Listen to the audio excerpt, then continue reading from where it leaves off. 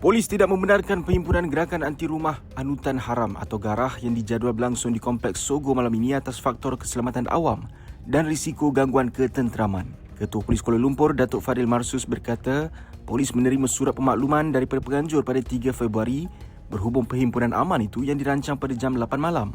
Pada 6 Februari, polis menerima surat bantahan daripada pengurusan Kompleks Sogo, pertama Kompleks Harrisons dan premis berhampiran yang menyuarakan kebimbangan terhadap keselamatan pelanggan. Risikan turut mendapati terdapat potensi pecah keamanan dan ancaman keselamatan berikutan jangkaan kehadiran orang ramai di kawasan tersebut. Susulan itu, polis memutuskan perhimpunan berkenaan tidak dibenarkan kerana dijangka boleh mendatangkan kemudaratan kepada orang awam. Tahukah anda berapa kali jantung kita berdenyut dalam sehari? Hampir 100,000 kali. Dan masa tidur, kadar denyutan jantung adalah rendah. Jantung kita berfungsi seperti enjin. Ia sampaikan darah beroksigen ke seluruh badan berterusan dan mengeluarkan karbon dioksida. Bila darah tak berapa lancar ke jantung, akan menyebabkan pelbagai masalah kesihatan seperti darah tinggi, penyakit berkaitan dengan jantung dan lagi. Tesli Dungeon membantu melancarkan pengaliran darah. Ia mengurangkan bebanan jantung. Tesli, teman kesihatan anda.